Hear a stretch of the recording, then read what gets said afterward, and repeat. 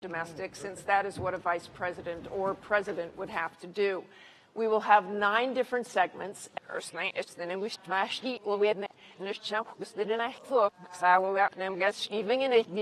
Then I will encourage a discussion between the candidates with follow-up questions.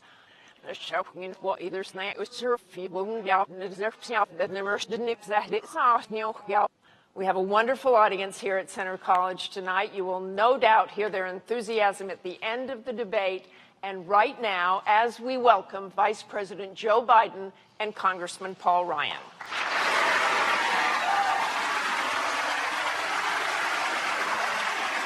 How you doing?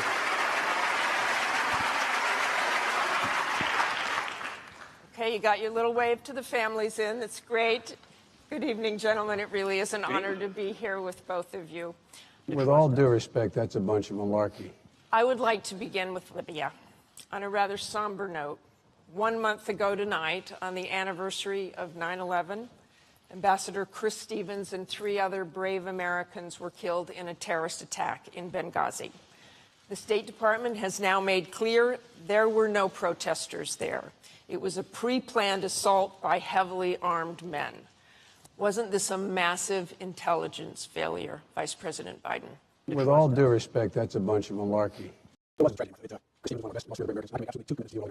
One, we will find and bring justice. And then we do this. And secondly, we'll get to the bottom of it. Whatever the facts is, whatever it is, we're clear American public. Whatever mistakes we made, we're not being here. We don't care, President. Why it seems to me that you should take a look at the responsibilities, carry forward national security. Let's take a look at how we handle issues today. All right, President saying we end the war. Governor Romney said that was a tragic mistake. She left 30 ended. Governor Romney said that was a tragic mistake. She left 30,000 troops. The Democratic candidate said we will end the war in 2014. Governor Romney said we should not say date. Number 1. And number 2, the regarding 2014 defense. We're getting something a lot. The President, the first day in office, I've seen the CIA and signed orders. My highest priority is to get a lot. Prior to the election, prior to the debate, when the Governor was asked a question about how you decide to move forward, get a lot. You understand more about the murder of battlefield is our extraordinary heart, and laying terrorist around the world, if you do harm to America, we will track you to the gates of hell. And lastly, the President of the United States has led with a steady hand and clear vision. Governor Romney, the last thing we need now is another war. Congressman Ryan. We mourn the loss of these 4 Americans who were murdered.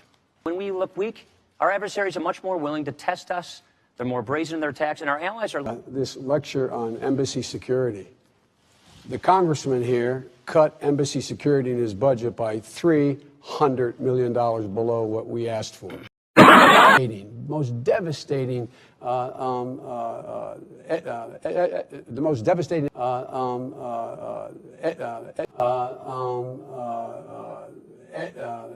most devastating, the most devastating efforts on Iran to make sure that they, in fact, stop with their... Look, I mean, these guys bet against America all the time. Can we talk about... Let me go back to sure. Libya. What were you first told about the attack? Why were people talking about protests? When people in the consulate first saw armed men attacking with guns, there were no protesters. That's a bunch of malarkey. The intelligence community told us that as they learned more facts about exactly what happened, they changed their assessment. That's why there's also an investigation headed by Tom Pickering, a leading diplomat from the Reagan years, who was doing investigations whether or not there were any lapses, what the lapses were, so that they will never happen again. And they wanted more security. Well, we were told they wanted more security. We did not know they wanted more security. And by the way, at the time, we were told exactly, we said exactly what the intelligence community told us that they knew. That was the assessment. And as the intelligence community changed their view, we made it clear they changed their view. That's why I said we will get to the bottom of this. You know, usually when there's a crisis, we pull together. We pull together as a nation. But as I said, even before we knew what happened to the ambassador, the governor was holding a press conference. Was holding a press conference. That's not presidential leadership. Mr. Ryan, I want to ask you about the Romney campaign talks a lot about no apologies. He has a book called No Apologies. Should the U.S. have apologized for Americans burning Qurans in Afghanistan? Should the U.S. apologize for U.S. Marines urinating on Taliban corpses? Oh, gosh, yes. That's a bunch of malarkey.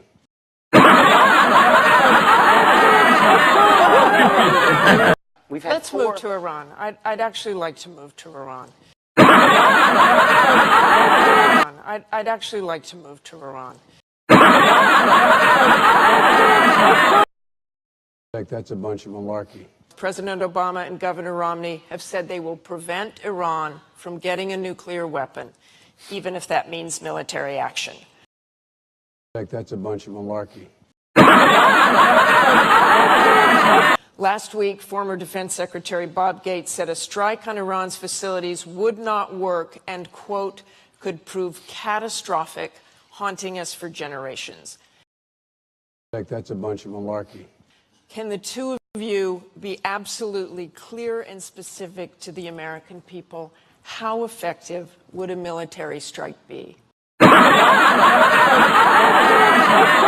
Congressman Ryan. We cannot allow Iran to gain a nuclear weapons capability. That's a bunch of malarkey. When Barack Obama was elected, they had enough fissile material, nuclear material, to make one bomb. Now they have enough for 5. That's a bunch of malarkey. They're stepping up their terrorist attacks. They tried a terrorist attack in the United States last year when they tried to blow up the Saudi ambassador at a restaurant in Washington, D.C. That's a bunch of malarkey. President Biden. It's incredible. Look.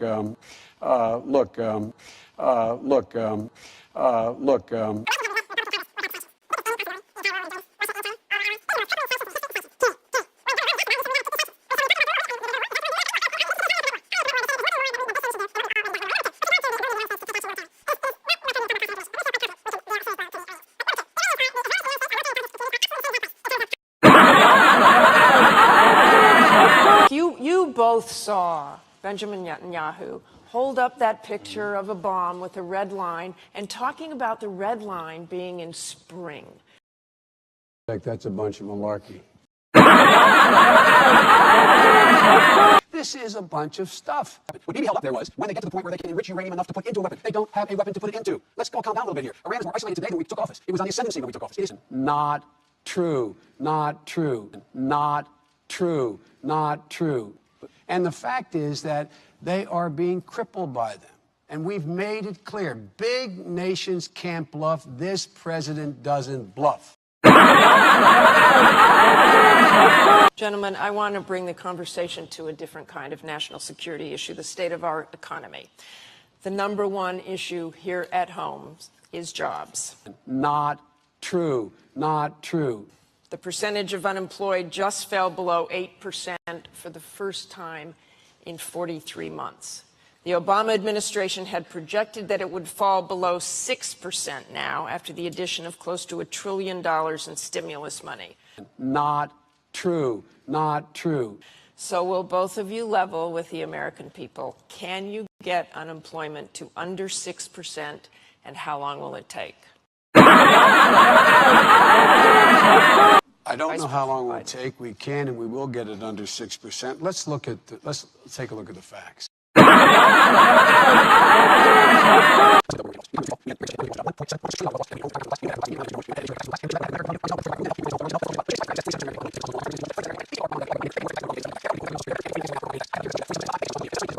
Middle class.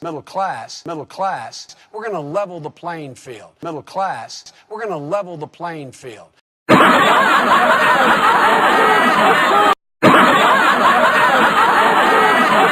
We're going to give you a fair shot again.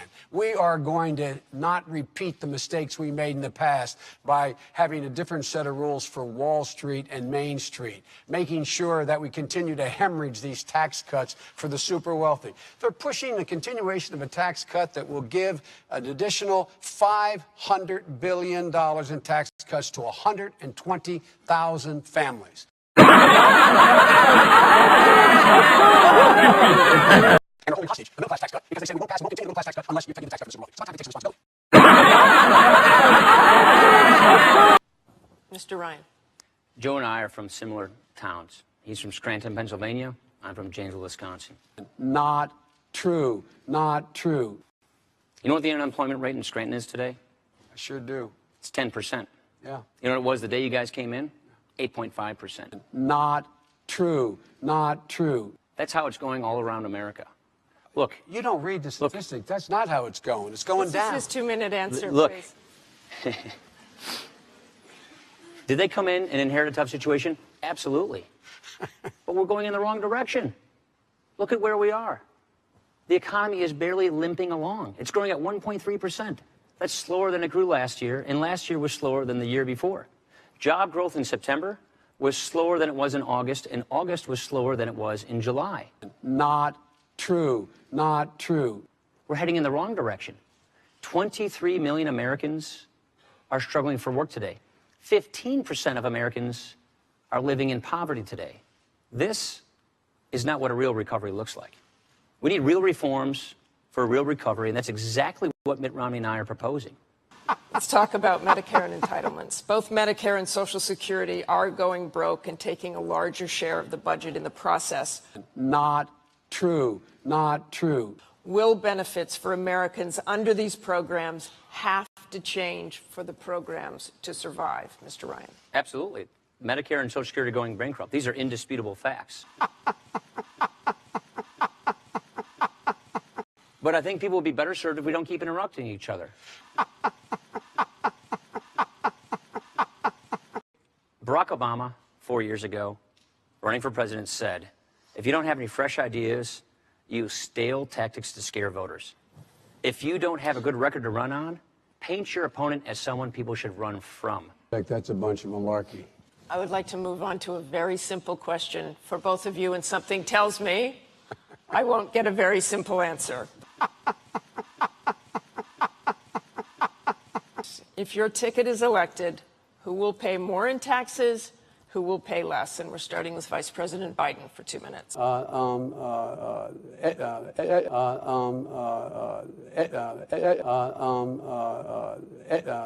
Middle class.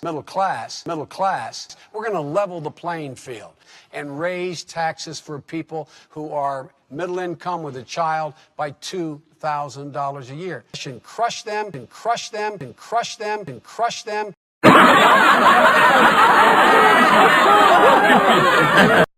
I'd actually like to move to Iran. Honey, it's going to be okay. It's going to be okay. Congressman Ryan. I want to thank you as well, Martha.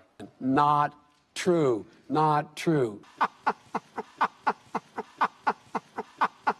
I want to thank you, Joe. It's been an honor to engage in this critical debate. In fact, that's a bunch of malarkey. We face a very big choice. Not true. What kind of country are we going to be?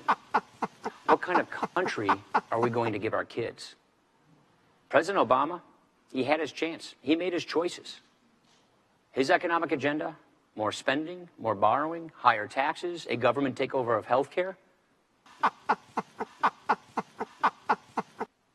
And we will not blame others for the next 4 years. We will take responsibility. But I think people will be better served if we don't keep interrupting each other. Thank you. And thank you both again. Thank you very much. This concludes the vice presidential debate. Please tune in next Tuesday for the second presidential debate at Hofstra University in New York.